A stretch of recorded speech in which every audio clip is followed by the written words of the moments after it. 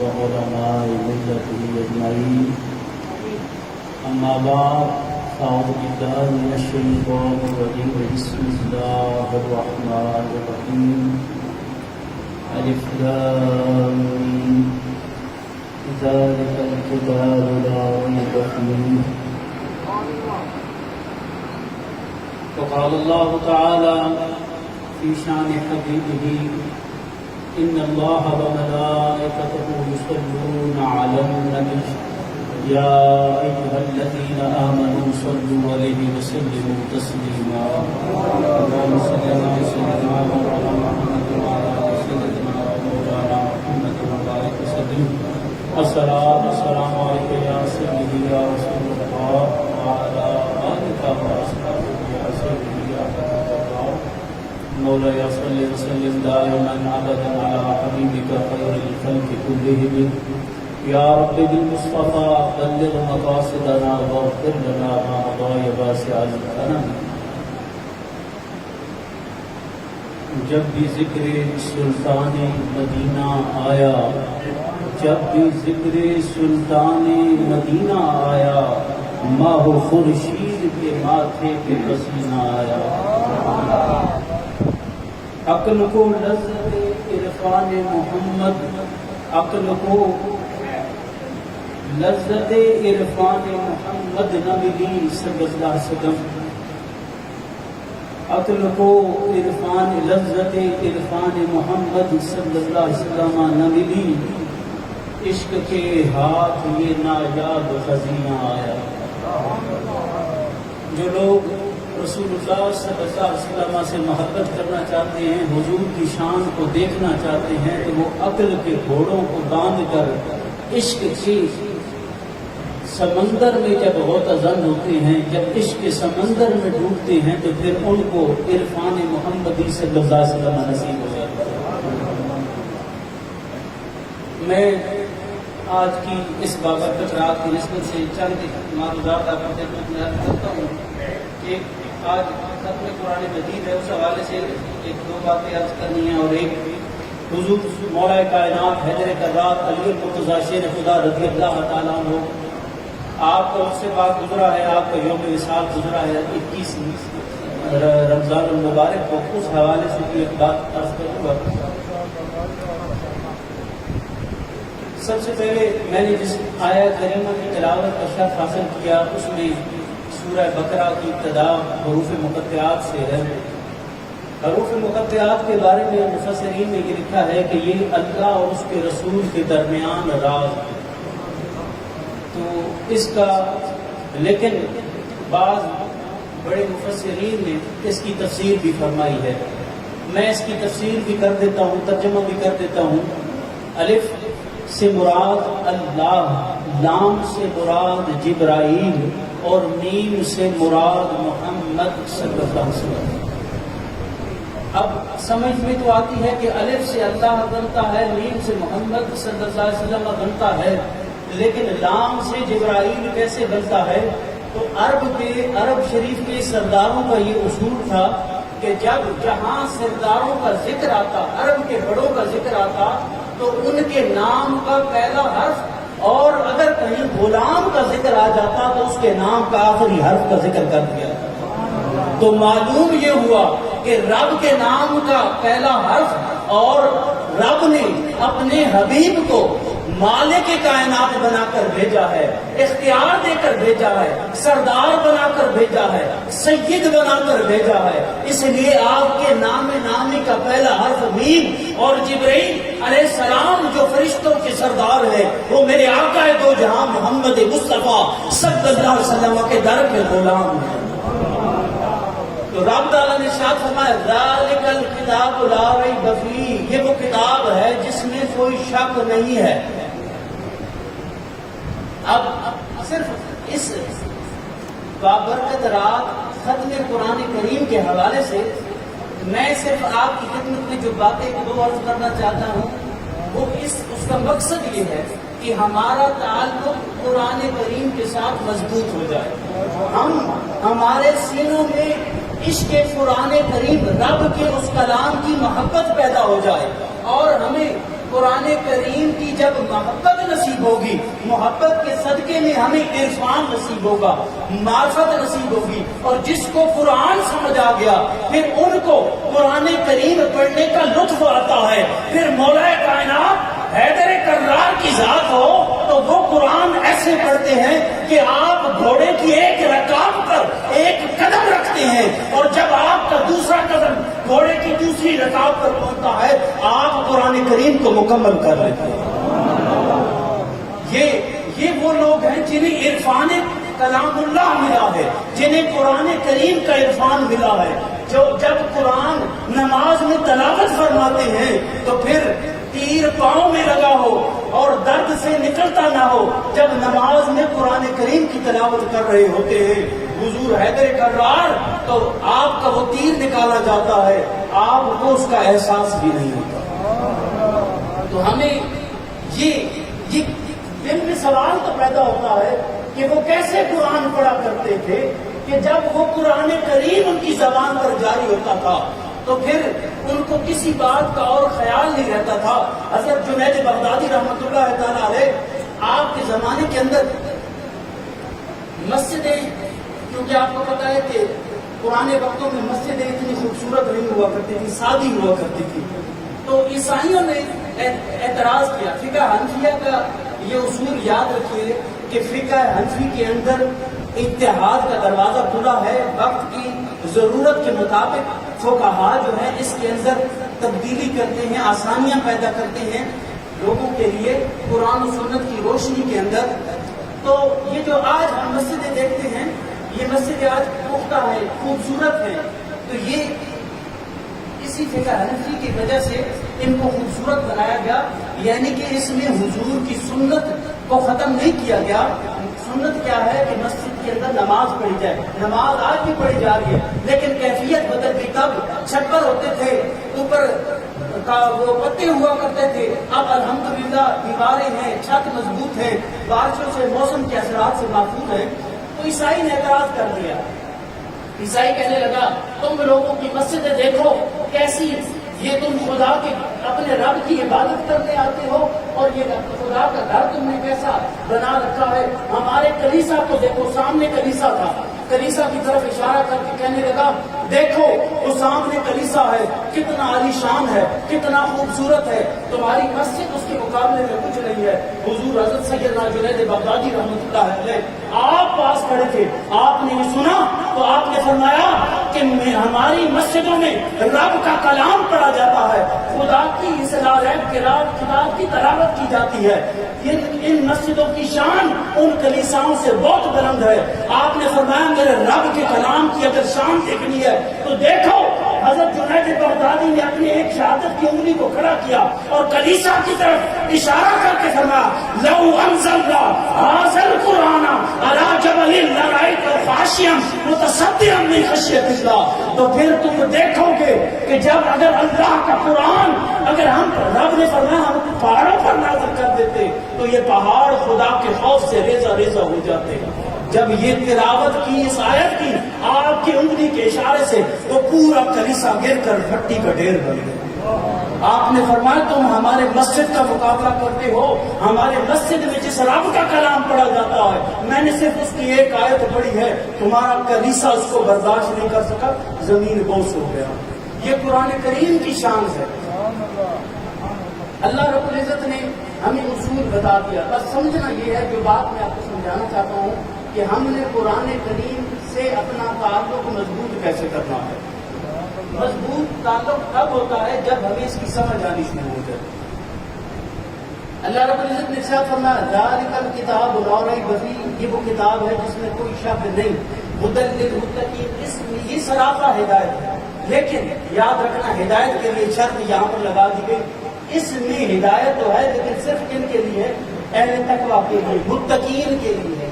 جو اہل تقویٰ ہیں صرف وہی اسے ہدایت پا سکتے ہیں، باقی اسے کوئی ہدایت نہیں پا سکے گا، کیونکہ یضل بہ کثیرا ویہدی بہ کثیرا، کئی لوگ جو ہوں گے جو اس کو پڑھ کر گمراہ ہو جائیں گے، جن کے دل صاف نہیں ہوں گے، جن کے باطن گندے ہوں گے، جب وہ قرآن پڑھیں گے تو فرمایا وما یضل بہ الا الفاسقین، ہم نہیں گمراہ کرتے سوائے ان کو جو فاسق و فاجر ہیں۔ اور فرمایا یہاں پر صرف ہدایت کس کے لیے ہے؟ اہل تقویٰ کے لیے۔ اہل تقویٰ کی 6 نشانیاں یاد رکھنی ہیں، ہم نے اپنے اندر وہ نشانیاں پیدا کرنی ہیں کہ یہ نشانی اگر یہ بس ہم سے پیدا ہو گیا، یہ اوصاف پیدا ہو گئے تو ہم قرآن کریم کو اچھے طور پر سمجھ سکیں گے، اور پھر ہمارا شمار کن میں ہوگا؟ اللہ رب العزت نے فرمایا یضل بہ کثیرا و یہدی بہ کثیرا، یہدی بہ کثیرا، اس سے کئی ایسے ہیں جو ہدایت پا جاتے ہیں۔ اگر ہم نے ہدایت والا بننا ہے تو ہمارے لیے ضروری کیا ہے کہ ہم اپنے اندر یہ 6 صفات پیدا کر لیں۔ وہ کیا ہے؟ نعرہ تکبیر، نعرہ رسالہ، نعرہ رسالہ، نعرہ رسالہ۔ اللہ رب العزت نے کیا فرمایا؟ یہ کتاب ہدایت ہے، اس میں کوئی شک شبہ نہیں ہے، اس سے فائدہ صرف اہل تقویٰ اٹھائیں گے۔ هدى للمتقين الذين يؤمنون بالغيب ويقيمون الصلاة ومما رزقناهم ينفقون والذين يؤمنون بما أنزل إليك وما أنزل من قبلك وبالآخرة هم يوقنون۔ یہ 6 نشانیاں بیان کر دی گئی قرآن کریم کے اندر، آسانی کر دی گئی۔ اگر تم چاہتے ہو کہ تمہارا شمار اہل تقویٰ میں ہو، متقین میں ہو، تو یہ 6 نشانیاں اپنے اندر پیدا کرنا۔ پہلی نشانی کیا ہے؟ پہلا وصف کیا ہے؟ جو متقی ہوتے ہیں وہ ایمان بالغیب، وہ غیب پر ایمان رکھتے ہیں۔ فرشتے ہم نے نہیں دیکھے، ہم نے اللہ کو نہیں دیکھا ہے، جتنے انبیاء پہلے گزرے ہیں ان کو نہیں دیکھا ہے، ہم نے تو اپنے آقا دو جہاں صلی اللہ علیہ وسلم کو بھی نہیں دیکھا ہے۔ سب پر ایمان لانا یہ فرمایا اہل تقویٰ کی نشانی ہے۔ پھر دوسری فرمایا کہ یہ نماز قائم کرتے ہیں، یہ نماز کیا کرتے ہیں؟ قائم کرتے ہیں، نماز قائم کرنے کا حکم دیا گیا۔ اور پھر فرمایا اللہ کی راہ میں اپنا جان و مال خرچ کر دیتے ہیں۔ جو کچھ رب نے انہیں دے رکھا ہے نا، یہ خدا کی راہ میں خرچ کرتے ہیں، اپنی جان کو بھی خرچ کرتے ہیں اور اپنی مالوں کو بھی اللہ کی راہ میں خرچ کر دیتے ہیں۔ اور پھر فرمایا یہ رسول اللہ میرے نبی کی سنت پر عمل پیرا ہوتے ہیں، میرے نبی کی سنتوں کو اپناتے ہیں۔ اور پھر فرمایا کہ پہلے رسولوں اور نبیوں پر ایمان لاتے ہیں۔ اور آخری نشانی کیا ہے؟ فرمایا اور یہ کس پر ایمان رکھتے ہیں؟ یہ آخرت پر ایمان رکھتے ہیں۔ فرمایا یہ 6 تم ایمان، یہ 6 اوصاف پیدا کر دو، پھر پڑھو قرآن، تو پھر دیکھو تمہیں کیسا مزہ آتا ہے۔ پھر قرآن پڑھنے کا مزہ آئے گا، تمہیں قرآن سنانے کا مزہ آئے گا۔ پھر بابا فرید الدین گنج شکر رضی اللہ تعالیٰ عنہ کی زبان کی جو تاثیر تھی، جو زہد الانبیاء جن کا لقب تھا، شیخ کبیر جن کا لقب تھا، وہ سورہ فاتحہ پڑھتے ہیں، بچوں کو کنکریاں دم کر کے دیتے ہیں، جب مٹھی کھولتے ہیں تو وہ کنکریاں شکر بن جاتی ہے۔ دوسرے روز بچوں نے خود سورہ فاتحہ پڑھ کے دم کی، لیکن وہ کنکریاں رہی، وہ پتھر رہے۔ غلاموں نے سوال کیا حضور کل آپ نے بھی تو الحمد شریف پڑھی تھی، لیکن یہ پتھر نہیں رہے، یہ شکر بن گئی تھی۔ آج یہ بچے وہی دم کر رہے ہیں، لیکن یہاں پر وہ بات نہیں بن رہی۔ فرمایا کہ فرید الدین کی زبان کی تاثیر کہاں سے رہی؟ جن کی زبانیں خدا کے ذکر سے تر ہو جائیں، جن کے سینے خدا کے ذکر سے دھڑکتے ہوں، پھر جب وہ بولتے ہیں، جب ان کی زبان پر قرآن جاری ہوتا ہے تو پھر لو انزلنا کی آیت پڑھتے ہیں تو کلی سے زمین بوس ہو جایا کرتے ہیں۔ تو یہ 6 صفتیں جب ان میں پیدا ہوتی ہیں تو رب ان کی شانوں کو یوں بڑھا دیتا ہے۔ پھر رب یہ فرماتا ہے کہ کوئی اور نہ اعلان کرے، میں رب ہو کے اپنے بندے کا اعلان کروں گا۔ اولئک علی ھدی من ربہم، یہی وہ لوگ ہیں جو اپنے رب کی طرف سے ہدایت پانے والے ہیں۔ رب فرماتا ہے یہ بابا فرید الدین گنج شکر، یہ خواجہ شاہ سلیمان توسوی، یہ رسول اللہ کے غلام قیامت تک آنے والے جو رسول اللہ اور حضور کے خلفائے راشدین کی سنتوں پر عمل کریں گے، جو حضور کو کا عشق کو اپنے سینے میں جگہ دیں گے، یہ لوگ، ان کا اعلان خود رب قرآن میں فرماتا ہے کہ یہی وہ لوگ ہیں جو اپنے رب کی طرف سے ہدایت پر ہیں۔ وَأُولَٰئِکَ هُمُ الْمُفْلِحُونَ، اور یہی وہ لوگ ہیں جو رب کی طرف سے ہدایت پانے، فلاح پانے والے ہیں۔ کتنی بڑی بات ہے کہ رب خود ارشاد فرماتا ہے کہ یہ فلاح پانے والے ہیں۔ قربان جاؤں، میں نے پچھلے دنوں درس تصوف کے واقعہ بیان کیا تھا. نعرے تکبیر، نعرے رسالت. وہ فلاح پانے والوں کی بات ہے جو فلاح پا جاتے ہیں نا، جو رب کے قرآن کو اپنے سینے میں جہاں سینے میں سجاتے ہیں، جن کے سینے روشن ہو جاتے ہیں، جن کا تعلق اپنے رب سے جڑ جاتا ہے، جب وہ قرآن پڑھتے ہیں تو وہ ہم کلام ہوتے ہیں اپنے رب کے ساتھ، اور جب وہ نماز پڑھتے ہیں تو ان کا رب ان سے ہم کلام ہوتا ہے. اسی طرح کی ایک ہستی حضرت خواجہ خدا بخش خیرپوری رحمۃ اللہ تعالیٰ علیہ، آپ کا لقب خاص ہے معبود اللہ. آپ حضرت خواجہ حافظ جمال اللہ ملتانی رحمۃ اللہ علیہ کے خلیفہ ہیں، خلیفہ اعظم ہیں. آپ کا جنازہ بھی آپ نے پڑھایا. خیرپور ٹانگے والی میں آپ کا مزار اقدس ہے. حضور قبلہ عالم غریب نواز خواجہ نور محمد وادی رحمۃ اللہ علیہ سے 2 سلسلے چلے، سلسلہ سلیمانیہ اور سلسلہ جمالیہ. ایک حضور پیر پٹھان سے چلا، ایک حضرت حافظ جمال اللہ ملتانی رحمۃ اللہ علیہ سے چلا. یہ حضرت حافظ جمال اللہ ملتانی کے خلیفہ. آپ کے گھر کے پاس ایک کنواں تھا. واقعہ بڑا دلچسپ ہے، آپ نے غور سے سننا ہے. فلاح والوں کا ذکر آیا نا، ان کا ذکر کرتے چلے کہ فلاح والے کیسے ہوتے. جب یہ متقین جو ہوتے ہیں نا، اہل تقویٰ پرہیزگار ہوتے ہیں، ان کی شان اللہ تعالیٰ بلند کر دیتا ہے، ان پر اپنا کرم کر دیتا ہے. تو وہ گھر کے پاس ایک کنواں تھا، وہاں لوگ پانی بھرنے آتے تھے. ایک ہندو عورت تھی، وہ بھی آتی، اس کی چھوٹی سی بچی بھی ساتھ آیا کرتی. تو حضور حضرت خواجہ خدا بخش رحمۃ اللہ علیہ کو اس بچی پر بڑا شفقت آتی، پیار آتی، تو آپ اس بچی کے سر پر ہاتھ رکھا کرتا. کچھ عرصہ گزرتا گیا، کچھ عرصے بعد اس نے آنا بند کر دیا. وہ عورت تو آتی، تو آپ نے سوال کیا اس ہندو عورت سے کہ وہ تمہاری بیٹی کدھر گئی، اب نظر نہیں آتی. تو اس نے عرض کی حضور وہ اس کی تو شادی ہو گئی.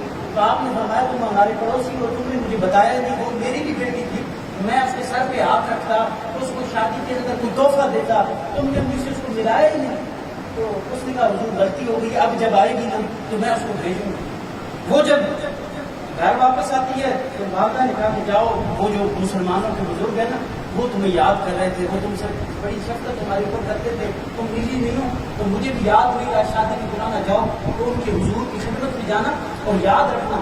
ادب کیا ہے؟ فرمایا ادب یہ ہے جو وہ کہے تم نے کوئی کہنا ہے. اب بیٹی کو سمجھ یہ آئی کہ جو حضرت صاحب فرمائیں گے میں نے جواب میں وہی بات دہرانی ہے. شاید یہ مسلمانوں کا ادب ہوگا بزرگوں کی خدمت میں جانے کا. تو آپ فرمانے لگے کہ بیٹی آ گئی ہو، تو کہنے لگی جی آ گئی ہوں، آپ بھی آ گئے ہیں. اس نے آگے سے وہی بات دہرائی. آپ نے فرمایا بیٹا تمہاری شادی ہو گئی ہے؟ جی حضور شادی ہو گئی. آپ کی حضور شادی ہو گئی ہے؟ آپ مسکرائے. آپ نے فرمایا ہاں. تو آپ نے فرمایا تم نے مجھے اپنی شادی پر نہیں بلایا؟ اس نے کہا جی حضور آپ نے مجھے اپنی شادی پر نہیں بلایا. وہ اب سمجھ رہی تھی کہ یہ ادب ہے مسلمانوں کے بزرگوں کا کہ جو سوال کرے وہی میں نے بات دہرانی ہے. آپ نے فرمایا اچھا چلو شادی پر نہیں بلایا، اب جب تمہارا وہ شادی پر نہیں بلایا تو اب تم جب تمہارا شوہر آئے گا تو مجھے اس سے ملواؤ گی؟ کہنے لگی جی حضور جب آپ کا شوہر آئے گا تو آپ مجھے اس سے ملوائیں گے. آپ اس طرح دیے. تو شوہر مالک کو کہتے ہیں، لیکن وہ فلاح والے تھے، وہ اہل تقویٰ میں سے تھے، وہ متقین تھے جن کے سینے قرآن کے نور سے روشن تھے، جن کے دل محمد رسول اللہ کے عشق میں دھڑکتے تھے، جنہوں نے حضور کی اتباع کو اپنی زندگی کا وتیرہ بنا رکھا تھا. آپ نے جب یہ بات سنی تو آپ پر کیفیت تاری ہوگی کہ اس نے کہا کہ جب آپ کا مالک آئے گا تو کیا آپ مجھے ملائیں گے؟ آپ نے کہا بیٹی تو بعد میں کیوں ملتی ہے، یہاں سودا نقد ملتا ہے. اپنے گلے سے رومال اتار کے اس بچی کے سر پر ڈالا. جیسے ہی سر پر رومال آتا ہے بچی بارگاہ رسالت میں آپ صلی اللہ علیہ وسلم میں آتی ہے. حضور کے حق جو حامل ہے.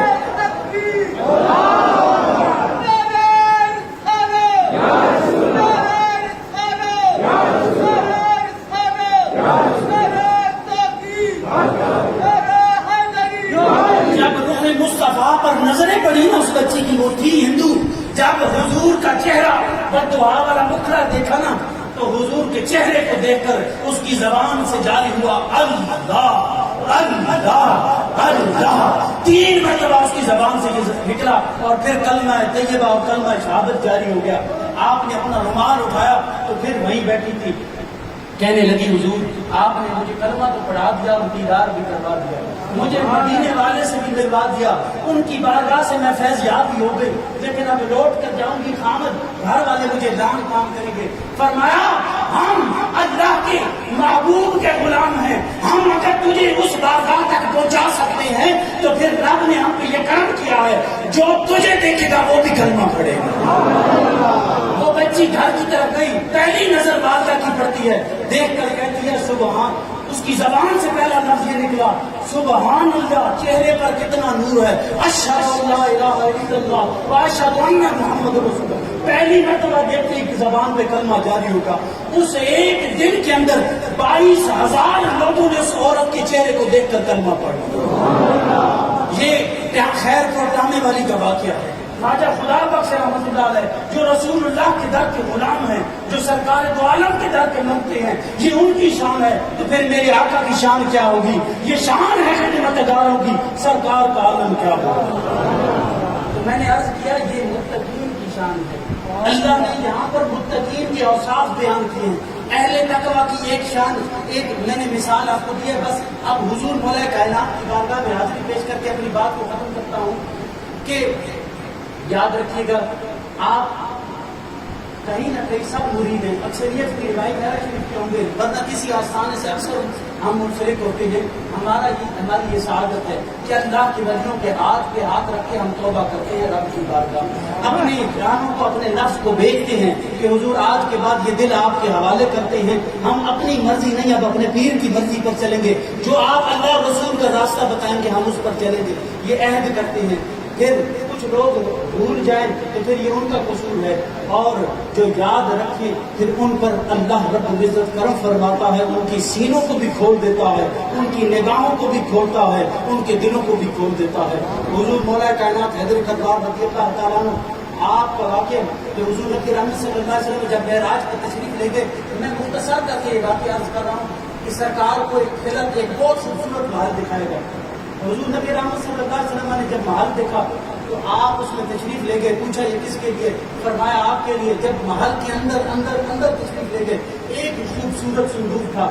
صندوق کو جب آپ نے کھولا تو صندوق کے اندر ایک خوبصورت لباس, ایک خرقہ پڑا ہوا تھا. اس خرقہ کو خرقہ ولایت کا نام دیا گیا. آپ کو یہ عطا کیا گیا. رب نے ارشاد فرمایا میرے حبیب جب آپ جائیں تو اپنے غلاموں کو بلا لینا, اپنے 4 یاروں کو بلا لینا. سوال میں بتاؤں گا, جواب بھی میں بتاؤں گا. سوال کرنا ہے کہ اپنے یاروں سے پوچھنا ہے, کہ اپنے غلاموں سے پوچھنا ہے کہ اگر یہ خرقہ ولایت میں تمہیں دوں تو تم کیا کرو گے. تو جب کوئی یہ جواب دے گا تو تم نے یہ اس کو عطا کرنا ہے. سرکار دو عالم صلی اللہ علیہ وسلم نے غلاموں کی مجلس میں بیٹھے, حضور سیدنا صدیق اکبر کو بلایا. صدیق اگر یہ خرقہ ولایت میں آپ کو عطا کر دوں تو آپ کیا کریں گے؟ آپ عرض گزار ہوئے یا رسول اللہ صلی اللہ علیہ وسلم میں آپ کی امت میں صدق کو عام کر دوں گا, سچائی کو عام کر دوں گا. آپ نے فرمایا اجلس مکانک یا ابا بکر, اے ابو بکر اپنے مکان اپنی جگہ پر بیٹھیے. پھر حضرت عمر فاروق رضی اللہ تعالیٰ عنہ کو بلایا, آپ سے پوچھا عرض کی حضور عدل انصاف قائم کر دوں گا معاشرے میں. فرمایا آپ بھی بیٹھیے. حضرت عثمان غنی کو بلاتے ہیں. پوچھا بتاؤ عثمان تم کیا کرو گے؟ عرض کیا یا رسول اللہ میں حیا عام کر دوں گا, آپ کی امت کی آنکھوں میں حیا پیدا ہو جائے گی. آپ نے فرمایا آپ بیٹھ جائیے. حضور مولا کائنات حیدر کرار علی المرتضیٰ شیر خدا رضی اللہ تعالیٰ عنہ کو بلایا. پوچھا علی آپ بتائیں آپ کیا کریں گے؟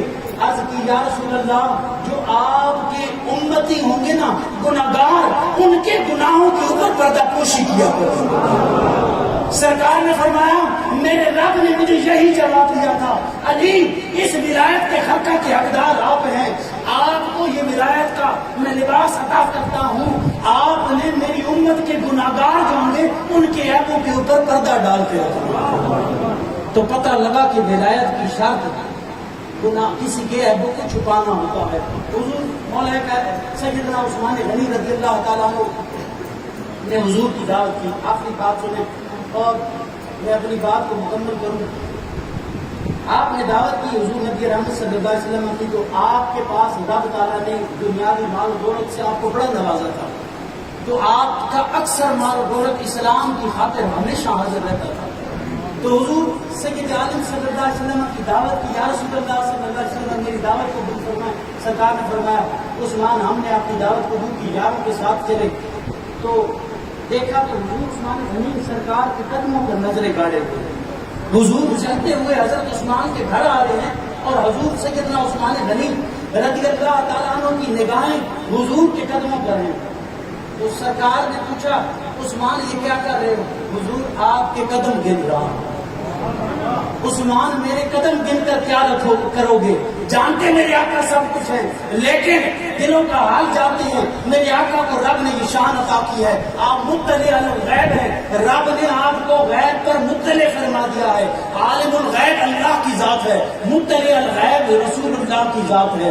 حضور نے جب یہ پوچھا نا تو حضرت عثمان غنی رضی اللہ تعالیٰ عرض کی حضور میں جتنے قدم چل کر آپ غلام کے کاشانے پر جلوہ گر ہوں گے نا، میں غلام آپ کے ہر قدم کے بدلے میں ایک غلام کو آزاد کر دوں گا.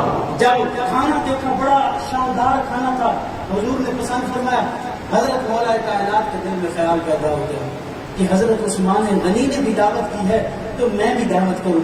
گھر جاتے ہیں حضور سیدہ طیبہ طاہرہ خاتون جنت سلام اللہ علیہا حضرت سیدہ فاطمہ الزہرا رضی اللہ تعالیٰ عنہا آپ کو فرمانے لگے حضور حیدر کرار فاطمہ سرکار کی دعوت کی ہے عثمان نے اور بڑے کھانے پکائے ہیں. میں علی کا دل بھی کرتا ہے میں آقا کی دعوت کروں، لیکن گھر میں تمہیں پتا ہے کچھ بھی نہیں ہے. علی کے گھر میں اگر ہوتا تھا تو مانگنے والے دروازوں پر آ جاتے تھے. حضور مولا کائنات کے ابھی زبان پہ بھی نہیں لگتا تھا. آپ اپنے رب کی رضا کی خاطر جو پڑا ہوتا تھا وہ بھی اٹھا کر خدا کی راہ میں دے دیا کرتے تھے. رب نے ان صفات سے حضور مولا کائنات کا قرآن کریم میں ذکر کیا ہے. جب حضور مولا کائنات نے یہ خواہش ظاہر کی حضرت سیدہ خاتون جنت سلام اللہ علیہا، آپ نے کہا علی میرے شوہر آپ جائیے سرکار کو دعوت پیش کریں، میں کھانے کا بندوبست کرتی ہوں. ادھر خاتون جنت ہیں، حضور سیدہ طیبہ طاہرہ ہیں، وہ ہستی ہیں کہ روح زمین پر سب کی روحوں کو اسرائیل علیہ السلام قبض کرتے ہیں. حضور سیدہ کی باری آتی ہے تو رب کائنات اپنے دست قدرت سے آپ کی روح کو قبض فرماتا ہے. حضور سیدہ آپ کا حق مار جب آیا نا تو رب نے جبرائیل علیہ السلام کو بھیجا. جبرائیل جاؤ جا کر بتانا میرے آقا میرے حبیب کو بتانا کہ حبیب آپ کی بیٹی کا جہیز میں رب عطا کر رہا ہوں، حق مار میں ادا. پوچھا یا رسول اللہ صلی اللہ علیہ وسلم کیا رب تعالیٰ جو میں مانگوں گی وہ عطا فرمائے گا؟ فرمایا فاطمہ اے میری بیٹی وہ سب سے سچی ذات کائنات کے اندر وہی ہے، وہ خالق کے کائنات ہے، وہ ہمارا رب ہے، وہ ہمارا مالک ہے. وہ کیسے ممکن ہے کہ تو مانگے اور وہ عطا نہ کرے؟ حضرت سیدہ نے اپنے سر کو اپنی جبین کو بارگاہ الہ العالمین میں جھکا دیا اور التجا کی یا رب تعالیٰ اگر تو کرم کرنا ہی چاہتا ہے، تیرا رحمت کا سمندر جوش میں ہے، تو مجھ پر رحم کرنا چاہتا ہے تو میں اپنے بابا کی ساری امت کی بخشش مانگتی ہوں. تو ادھر ابھی حضرت سیدہ نے اپنے سر کو سجدے سے نہیں اٹھایا، ادھر جبریل امی حاضر ہو گئے، عرض گزار ہوئے یا رسول اللہ صلی اللہ علیہ وسلم رب ارشاد فرماتا ہے کہ ہم نے آپ کی بیٹی سیدہ فاطمہ الزہرا کی دعا پر آپ کی امت کے کئی ہزار لوگوں کو ویسے ہی بخش دیا ہے، بغیر حساب و کتاب جنت میں داخل کر دیں گے. یہ وہ بیٹی تھی. جب آپ نے سجدے میں سر رکھا نا تو عرض گزار ہوں اس رب کی بارگاہ میں یا رب تعالیٰ علی کا دل ہے، دعوت تیرے حبیب کی کرنی ہے، گھر میں کچھ نہیں ہے. جب یہ دعا کرتی ہیں سید عالم صلی اللہ علیہ وسلم تشریف لاتے ہیں. اب حضرت عثمان غنی نے قدم گنے تھے، حضور مولا کائنات کی بھی نظر قدموں پر. سرکار پھر فرماتے ہیں علی کیا کر رہے ہو؟ حضور آپ کے قدم گن رہا. حضور نے آگے نہیں پوچھا کہ آگے کیا کرو گے. جب گھر گئے، جب کھانا آیا، حضور نے جب کھانا تناول فرمایا میرے صحابہ یہ کھانا کھاؤ، یہ پھل یہ کھاؤ، یہ جنت سے میرے رب نے بھیجے. تمہیں دنیا میں میری بیٹی فاطمہ الزہرا اور حیدر کرار کے صدقے میں رب نے تمہیں جنت کے پھل دنیا میں کھلا دیے.